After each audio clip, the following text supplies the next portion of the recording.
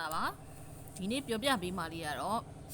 ချို့ကပြောတယ်လက်ဘွားလက္ခဏာတော့မရှိဘဲနဲ့ဘလို့ကြည့်ပြီးပြောလဲပေါ့နော်အဲ့ဒါဆိုရင်တော့ဘာကိုကြည့်ရလဲဆိုတော့ကျမတို့ကဒီ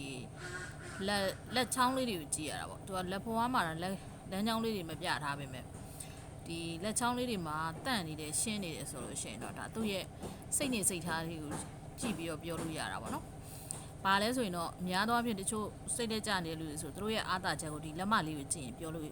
ရတာပေါ့သူတို့မှာဘာအားသာချက်ရှိလဲပေါ့နော်ဆိုတော့ဒီနေ့ကတော့ဒီလက်မလေးမှာဒီလိုမျိုးပုံမှန်သူက2ရက်ရှိမယ်ဒီမှာ1ရက်ပို့နေတာလေးကိုပြောချင်တာပါဒီမှာအဆုံးထိလည်းဖြစ်ချင်ဖြစ်မယ်မဆုံးထိလည်းဖြစ်မယ်ဒီမှာ1ရက်ပို့နေတာပေါ့နော်လက်မလေးမှာအဲဆိုလက်မလေးမှာ1ရက်ပို့နေတဲ့လူတွေကတော့လူကြောနှက်တဲ့သူလို့ခေါ်တာပေါ့နော်တယောက်ကလည်းဘယ်ဟောညာရောနှစ်ဖက်လုံးပါရင်တော့ဆရာကြီးပဲပါလဲဆိုတော့တယောက်ကစကားလာပြောတာ ਨੇ သူဘာဆိုလိုချင်တာလဲဘာရချင်နေတာလဲဆိုတော့စကားလာပြောတဲ့သူရဲ့ရည်ရွယ်ချက်ကိုပါသိတယ်ပြီးတော့ဒီလက်မလေးတာပို့ပြီးတော့ဒီလက်လေးချောင်းထက်ပို့ပြီးတော့ကြီးနေတယ်ဆိုလို့ရှိရင်တော့သူကကိုထိန်းနိုင်တဲ့သူမျိုးပေါ့နော်အောက်ခြေလေးတွေကိုကြည့်လိုက်လို့ရှိရင်လက်လေးချောင်းထက်ပို့ပြီးတော့ဒီလက်မလေးကဒီထက်မှဆိုတော့တိတ်မကြီးပေါ့နော်အဲဆိုရင်တော့ဒီလက်မလေးကိုနည်းနည်းကြီးလိုက်မယ်ဆိုရင်တော့သူကသူ့ကိုယ်သူထိန်းနိုင်တဲ့သူမျိုးသူများဖြက်စီးလို့မပါဘူးသူများဆွဲလို့မပါတဲ့သူမျိုးပြီးတော့သူကတယောက်ကပြောလာတယ်ဆိုလို့ရှိရင်တော့နည်းနည်းတစ်ခါလေးစက်ညင်မဖြစ်တာကတော့ဘာလဲဆိုတော့တယောက်ကဒီလိုမျိုးဖြစ်စေချင်နေတာစကားနဲ့လာပြောရင် तू ကသိတယ်တမင်တကာရွက်ပြီးတော့ချော်ထားလိုက်တာမျိုးပဲပေါ့နော်အဲ့ဒါမျိုးလေးလည်းရှိတတ်တယ်ဒါပေမဲ့အသက်ကြီးလာလေးလူကျော်နက်လေးပေါ့နော်အဲ့တော့တယောက်ကလာပြောရင် तू ဘာရည်ရွယ်ချက်နဲ့ပြောနေလဲဒါပေမဲ့အစိုးဆုံးကို तू ကြော်နိုင်တာကတော့ဘာလဲဆိုလို့ရှိရင်ကရုံးကရိုက်စကားတွေရန်တိုက်ပေးတဲ့သူတွေနဲ့တွေ့လို့ခါကြရင်တော့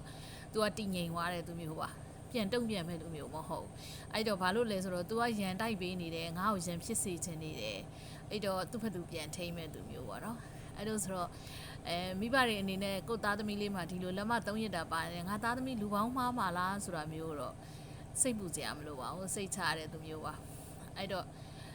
တငယ်ချင်းအပေါင်းအသင်းဖြတ်လို့ပြတ်မဲ့သူမျိုးမဟုတ်ပါဘူးသူများဆွဲတိုင်းလည်းပါမဲ့သူမျိုးမဟုတ်ပါဘူးအဲ့တော့သူ့ကောင်းတဲ့သူပြန်ပြီးတော့စဉ်းစားပါသူ့ရဲ့အမှားမှန်တွေကိုအမြဲတမ်း check in လိုက်နေတဲ့သူမျိုးပါအဲ့တော့နောက်တစ်ခုရှိတာကတော့သူကအမှားလုပ်နေတယ်ဆိုရင်တော့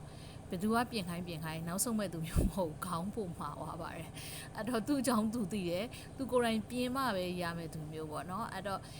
တကယ်လို့ဒါအမှားလုပ်နေတယ်ဆိုရင်သူ့ကိုသွားရေးဆရာမလုပ်ပါနဲ့လက်ခံမဲ့သူမျိုးမဟုတ်ဘူးအဲ့တော့သူ့ကိုလမ်းပြပေးတာမျိုးသူ့အားသာချက်လေးကိုပြောပြီးတော့ပြင်ဆင်စေချင်တာမျိုးလေးပဲပြောရင်တော့ပို့ပြီးတော့အဆင်ပြေပါလိမ့်မယ်